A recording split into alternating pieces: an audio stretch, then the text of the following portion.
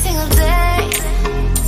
I'm gonna make. E aí pessoal, tudo bom? Eu sou o João, eu tenho 22 anos, sou estudante de medicina da PUC Campinas e eu estou no 7º período da medicina hoje, 4º ano e pré-internato.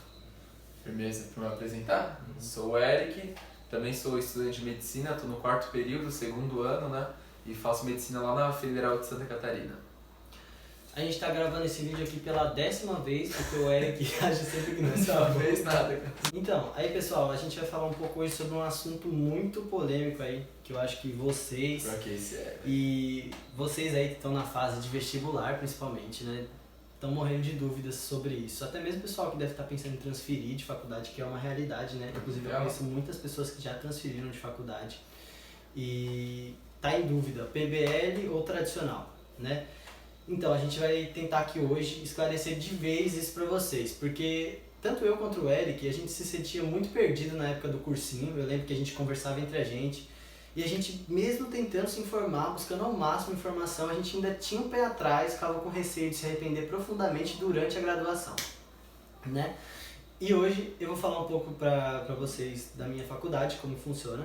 Ela não é 100% tradicional, ela funciona de uma forma mista, né? Assim, digamos que o curso ele é essencialmente tradicional, mas ele permite o PBL, caso o professor opte por isso, né, e esteja na modulação da matéria. Tanto é que, por exemplo, eu tive a patologia, minha patologia foi inteira PBL, tanto patologia quanto anatomia patológica, e é isso. Na maior parte das outras matérias, vai ser daquela forma que a gente já está cansado de ver, né? Professor lá na frente, e é aquilo, né, pessoal? O professor... Nem todos os professores vão conseguir dar aquela aula que você sai super acrescentado, se interessa pela matéria, depende muito do professor esse método, né? Não vai ser surpresa assim, você olhar para trás e ver assim, metade da sala dormindo, a outra metade, né? Celular, a outra metade prestando atenção, né? Sim. A outra metade não, 10 no máximo prestando atenção. Ou pagando que estão prestando atenção, mas na verdade está viajando. Geralmente estão mesmo, pode ter certeza, porque quando o professor é ruim é brabo o negócio, prestar atenção é difícil, hein? Mas é isso, pessoal, e também vai depender muito daquela matéria, né? Se as tais pessoas se interessam pelaquela matéria, as outras pessoas se interessam, né? E tipo, eu tinha muito problema, assim, eu ficava incomodado no cursinho quando alguém dormia perto de mim, eu sentia que eu ficava incomodado. Quem era que dormia? Eu falei. Esse cuzão. Mas então... Dormia não. Então, Eu tinha umas aulas que não dá. Ele passou na federal e pode dormir, só. Mas então, pessoal, é isso, né? E tipo assim, eu ficava muito incomodado. E gente, vocês que têm problema com isso, esquece. Vocês vão entrar na faculdade, vai ter gente mexendo na conta do banco, o outro vai estar investindo na bolsa de valores, o outro vai estar dormindo, o outro, sei lá, que vai estar fazendo. Mas, meu, pode ter de tudo na sua aula. Esteja preparado pra isso, gente. Vai estar jogando. Tem gente que tá jogando, subindo na ranqueada. E é isso, pessoal. Diversidade é o nome disso, né? Então tá. E outra coisa que eu gostaria de falar, né, também, são as questões das provas. Muita gente me pergunta isso, como funcionam as provas. Vai estar na modulação da matéria, o professor tem que cumprir de acordo com a modulação, né? Então, as provas, elas meio que são estabelecidas já, pré-estabelecidas pela modulação da matéria. Mas, caso haja algum imprevisto, o professor tem essa versatilidade de, sei lá, dar 2 provas, né? Às vezes a sala inteira foi mal, vai bombar todo mundo, todo mundo fica de DP? Não, às vezes ele pode optar por dar uma recuperação e assim vai, gente. O professor tem bastante autonomia nesse método. Beleza, agora falar um pouco da minha. E antes de começar a falar da minha experiência, é interessante eu falar a diferença entre os dois, né? Porque o tradicional é aquele método passivo que a gente está acostumado desde o começo, desde o primeira série, é o professor dando a matéria e você sentado copiando a matéria. E o PBL já é um método mais ativo, é um método em que o aluno vai em busca do conhecimento. E aí seria interessante, o que eu achei interessante passar aqui no vídeo, quando você falou pra gente gravar, passar bem detalhado para vocês, passo a passo do PBL, porque como você falou, na época do cursinho, eu tinha muita dificuldade nisso, em achar algum vídeo, algo que agregue, para eu realmente saber o que acontece no PBL. E aí eu vou tentar passar um pouco da minha experiência para vocês, porque também é uma coisa que, véi, teve gente na minha sala que já saiu, na minha faculdade, que saiu da faculdade pelo método CPBL, você acredita? Eu acredito. Então isso é difícil, alguém que não se adaptou e tudo mais. Então aí seria interessante vocês assistirem até o final do vídeo que eu vou falar. Beleza. Como eu falei, o PBL é um método diferente, né? ele se baseia em problemas do cotidiano, mas cada problema ele tem um objetivo comum, que é estudar determinado assunto de determinada matéria. Então, eu tenho uma matéria na faculdade que ela se chama módulo sequencial, e eu tenho essa matéria toda segunda e quinta-feira. Então, segunda-feira a gente abre esse problema que eu falei para vocês, o problema do cotidiano. Joãozinho estava comendo maçã e ficou com uma constipação intestinal e assim vai, sempre com termos médicos e tudo mais. Qual seria o objetivo desse problema? Estudar anatomia, fisiologia do sistema digestório, entendeu? Beleza, segunda-feira a gente vai ler esse problema na tutoria. O que é a tutoria? É um grupo de 10 alunos, 10 estudantes da mesma turma e um tutor. O que é o tutor? O tutor é o nosso professor. A função dele é guiar a nossa tutoria para o objetivo final, beleza? Então a gente leu o problema, a gente viu ali mais ou menos qual que era o foco do problema, né? Cada problema tem um foco. Sistema digestório, sistema respiratório, alguma patologia e assim vai. Sempre com o objetivo final. Sempre com o objetivo final, tentando sempre... abranger a maior parte dos assuntos dentro daquela matéria. Isso, e se levar pro cotidiano, entendeu? Uhum. E aí, beleza, a gente leu o problema, a gente criou um foco do problema e a partir do foco, na abertura desse problema, a gente tem o que a gente chama de chuva de ideias, que é o quê? Cada um fala um pouco do que sabe. Lembrando que dentre esses 10 tem um coordenador, que ele tenta coordenar ali meio que as pessoas vão falar para não ficar todo mundo falando ao mesmo tempo, e tem um relator, que ele fica no quadro escrevendo o que as pessoas estão falando. Então, chuva de ideias. Eu aprendi no cursinho isso.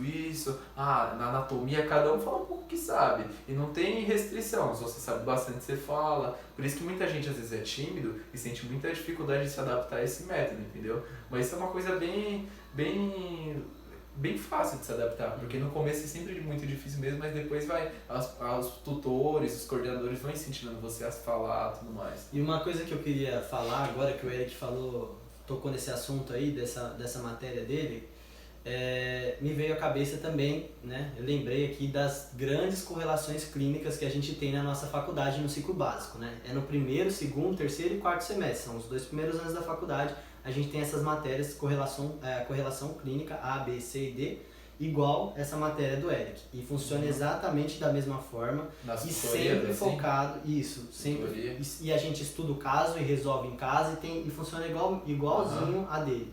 Tem a chuva de ideias e a gente vai tentando na abertura do caso ver o que a gente já previamente sabe e estuda o resto em casa e vem apresentar o caso para o tutor, que no caso, né, é o professor. Geralmente especialista da área, que vai tentar orientar a gente ao máximo a trazer aquilo para a prática clínica. Isso é muito bacana e eu acho muito legal mesmo desse método PBL. É interessante também esse método, porque igual na abertura, tem muita gente que, além de relatar o que ela sabe, ela relata a experiência. E com a ajuda do tutor, o tutor ele sempre fala um monte, isso aconteceu no hospital semana passada, eu já tive um paciente com isso e tal. E aquilo, querendo ou não, te incentiva a buscar esse conhecimento. Aí beleza, abrimos um problema, discutimos sobre o problema, temos um foco do problema. No final dessa aula, a gente cria umas coisas que se chamam objetivos. Quais são os objetivos?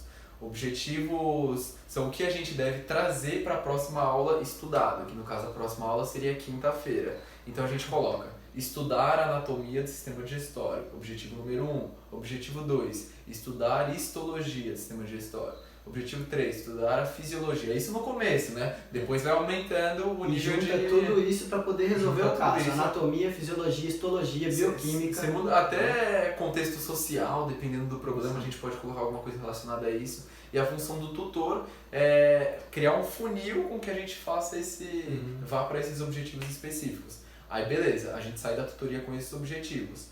A gente saiu da tutoria com esses objetivos, a gente tem que estudar todos esses objetivos e trazer eles na quinta-feira, que é o fechamento do problema. E aí a gente lista lá, vamos falar primeiro a anatomia. Aí na tutoria é legal que os professores dão certa liberdade pra gente levar material extra, tipo PowerPoint, levar, sei lá, se quer levar um boneco para explicar, algo do tipo. E assim vai. E é uma coisa que a gente não teria no método passivo, que é o tradicional, né?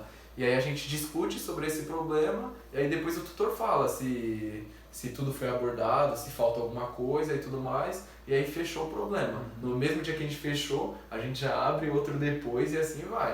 Assim E assim é a correria, fechou o problema na quinta, aí beleza, a gente faz um intervalinho e na parte da tarde, ali, depois do intervalo, a gente já abre outro problema para segunda-feira. Isso que te falam, você não para de estudar, você tem que chegar em casa, pegar os livros, ler, ir atrás de videoaula, e é correria. Lembrando que, eu falei para vocês que eu tenho essa aula segunda e quinta. Entre essas aulas, tipo na terça e na quarta, eu tinha aula de anatomia, aí era tradicional mesmo, no anatômico, né? É exatamente isso que eu ia te perguntar. A anatomia eu tinha e era relacionado com um problema, então se era sistema digestório, a gente tinha sistema digestório, se era respiratório, a gente tinha aula Mas o professor chegava a dar aula? Chegava a dar aula, isso, e tinha histologia também, bioquímica. Isso é uma coisa que seria interessante eu falar para vocês, porque no meu curso, ele começou 100% PBL, né? Isso é uma coisa que veio dos alunos, algumas dificuldades, porque o PBL ou não, pensa bem, você é um aluno que acabou de sair do cursinho, acabou de sair do colégio, abre logo um Guyton para ler, abre logo um Ângelo Machado, como você vai fazer isso? E quem sempre vai ter... é difícil. Então, sempre vai ter alguma coisa assim, uma palavra que você vai falar, putz, será que isso é importante ou não? E essa falta de foco do PBL que deixa os alunos com dúvida, entendeu? Então a faculdade foi se adaptando e hoje em dia eu tenho aula tanto PBL, eu tenho essas aulas do PBL, mas aí eu tenho aulas de apoio. Eu tenho um problema lá, a gente faz o problema e aí na sexta-feira eu tenho uma aula de apoio que é para falar tipo, das dificuldades que foram encontradas no problema, alguma coisa mais específica, entendeu? Aula tradicional mesmo. Sim. Aí foi a melhor forma de estudar o PBL. Assim. Eu achei que foi bacana essa nova adaptação, né, da faculdade dele, a meio que misturar as duas coisas, o melhor dos dois mundos. Porque eu acho que nenhum é 100%, entendeu? O PBL também, apesar de ser um método ativo e tudo mais, pega um livro de bioquímica sozinho pra você ler, você não vai conseguir ler aquilo. Você vê uma palavra ali, você putz, será que essa palavra é importante? Será que não? Aí você passa 3 horas em uma página do livro. Você não vai sair da primeira página. Você não vai sair da primeira página. Quem tem experiência, aí sim, você pega um livro e vai. Sim. Agora no começo, um aluno do primeiro semestre. Não tem noção de nada. Seria interessante você ter uma aula tradicional aí, pelo menos pra alertar, entendeu? Ó, isso é importante, tal. Aí quando você vai pro livro, vai com uma leitura mais direcionada, fica mais fácil, né? Inclusive, isso que o Eric falou, tem muito a ver com essa metodologia mista, né, que a minha faculdade traz. Eu sou muito satisfeito com isso, né?